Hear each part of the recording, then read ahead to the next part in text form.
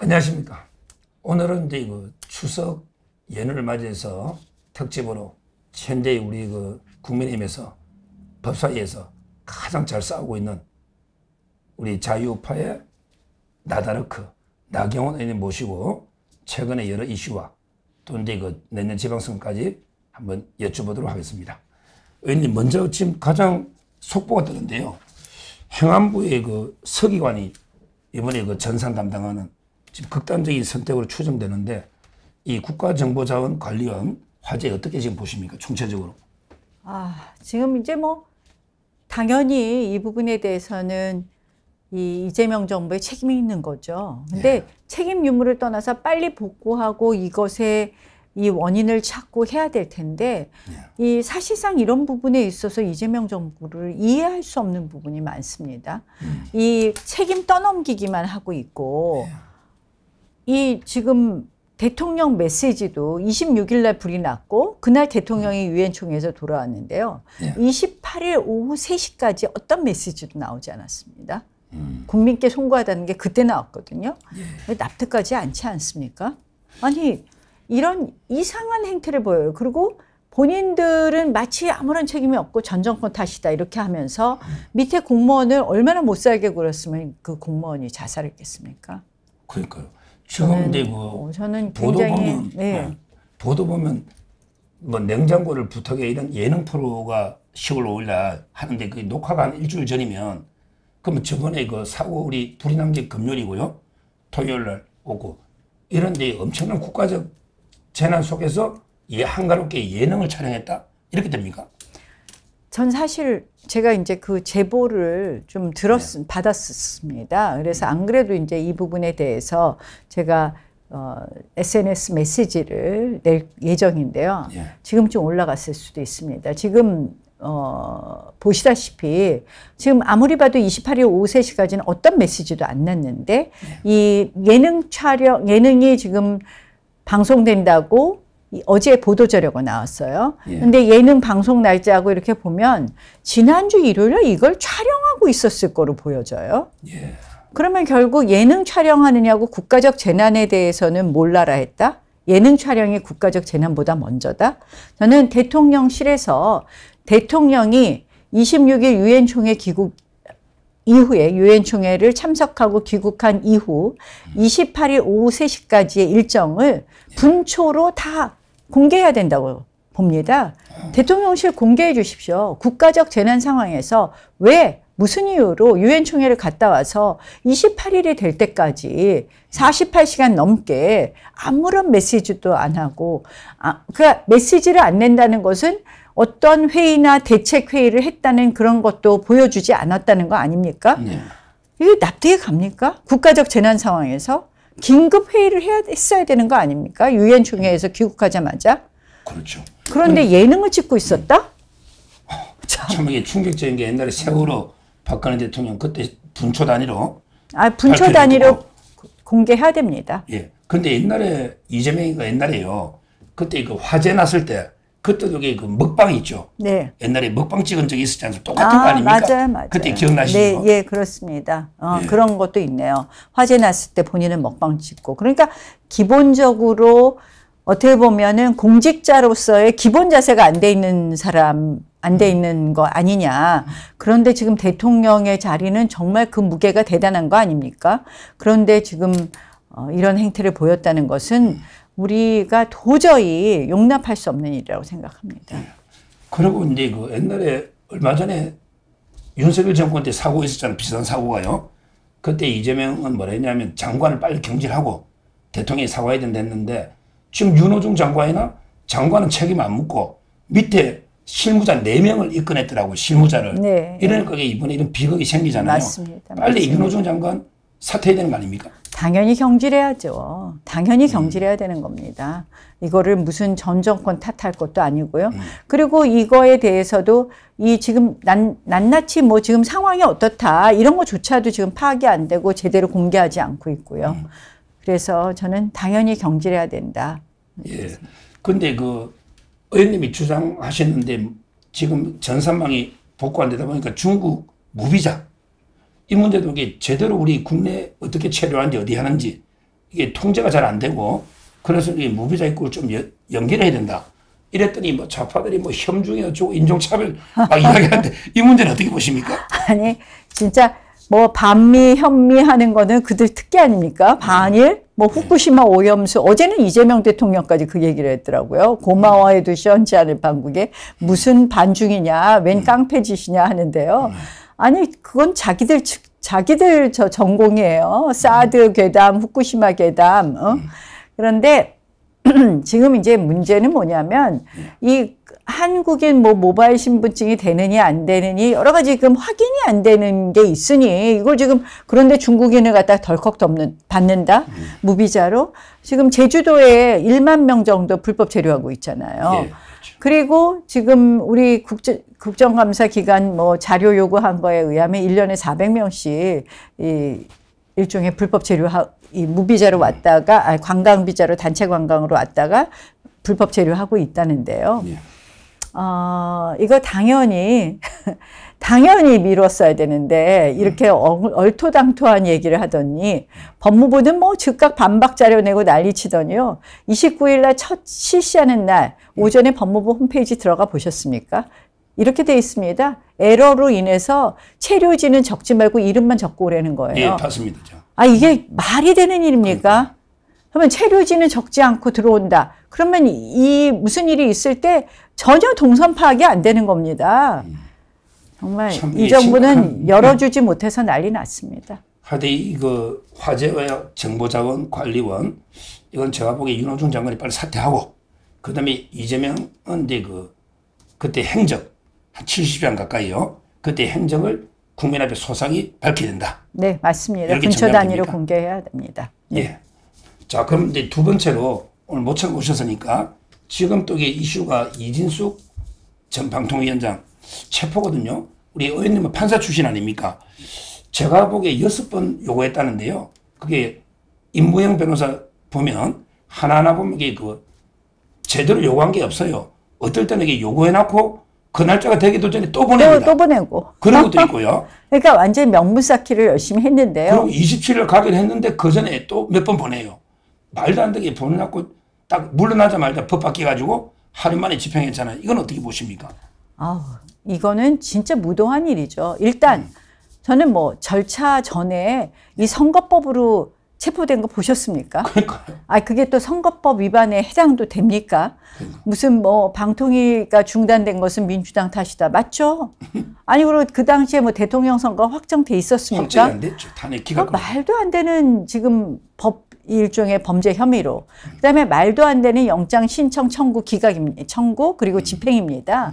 왜 말이 안 되느냐? 아까 말씀하신 것처럼 27일 날 출석하기로 서로 협의를 했어요. 그런데 그날 민주당이 뭐 올려놨습니까? 그 방통위 폐지하고 방미위가 만드는 법을 올려놓지 않았습니까? 저희가 필리버스터를 하고 있으니까 관계 장관은 당연히 출석해야 되는 겁니다.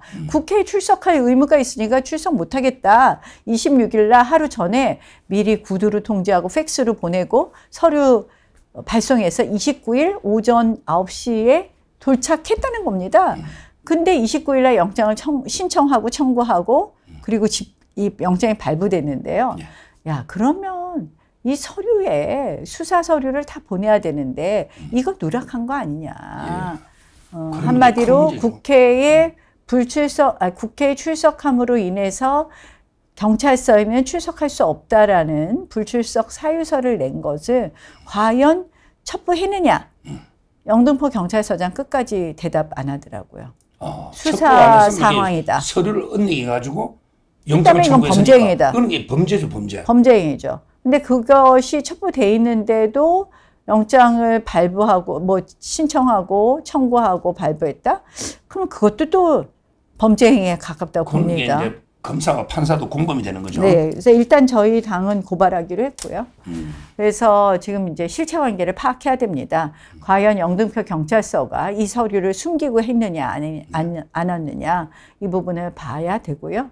제가 오늘 영등포 경찰서장한테 강력히 요구한 것은 즉시 석방해라.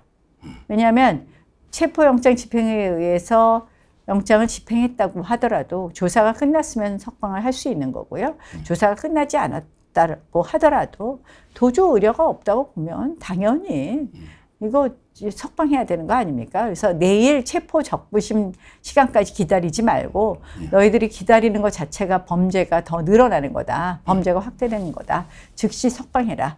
요구했습니다. 근데 내일 3시에 체포 적부심인데 지금 제가 법조계 뭐 정준길 변호사나 여러 선배들 토론해 보면 구속영장을 청구 안 하고 이렇게 무리하게 체포할 수 있냐?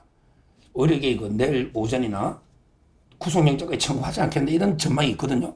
어떻게 보세요? 근데 그 선거법 위반으로 구속영장 청구할 수 있겠습니까? 지금 나오는 범죄 사실로. 나라가 미쳐서 돌아가니까. 아니 뭐 하긴 나라가 미쳐 돌아가기 때문에 뭐 못할 게 없는 사람들이에요. 예. 그리고 그 손과 발이 있는 거죠. 그리고 그 손과 발을 만들려고 검찰청도 해체하고 사법도 파괴하고 조희대 대법원장도 흔들고 지기현 부장판사도 그렇게 못되게 못살게 굴고 하는 거 아니겠습니까? 근데 우리가 다 각자의 위치에서 열심히 싸워야 됩니다. 저는 어제 검사들 뭐 저 검은 넥타이 메고 잘 왔다. 그리고 엊그저께 입장문 잘 냈다.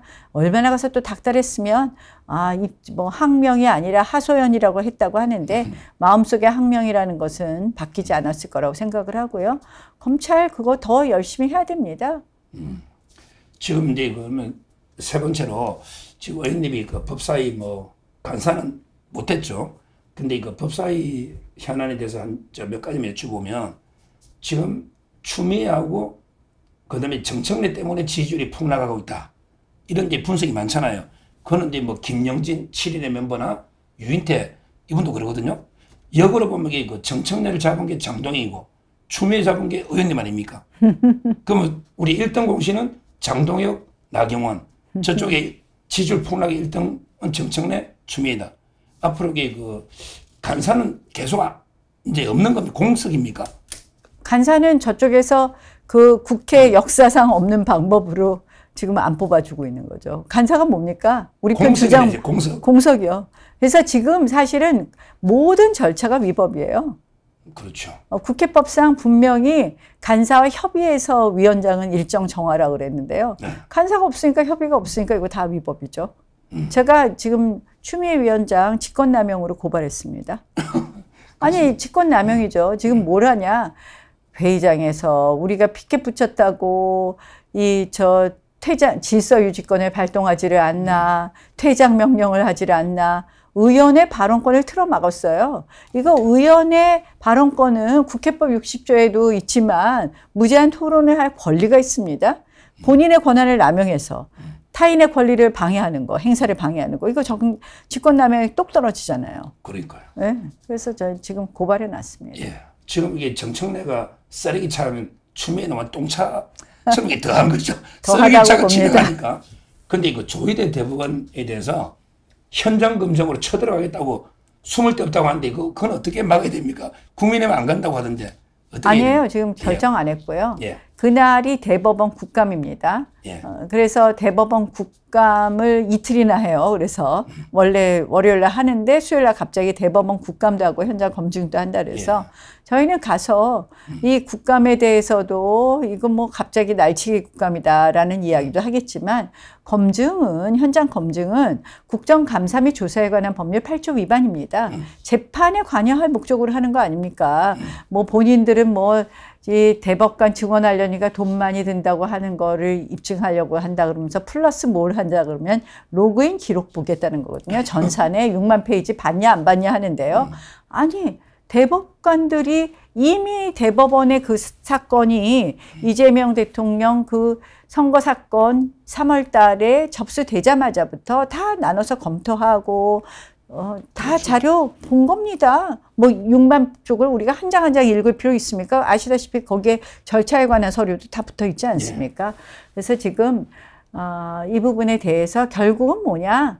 이 대통령 무죄 만들려고 이 조희대 대법원장 쫓아내려는 거 아닙니까? 그 재판에 관여할 목적으로 하는 게 뻔히 보이는데 그래서 이건 저희가 뭐 정말 목숨을 걸고 저희도 그 검증 막아내려고 그럽니다. 예.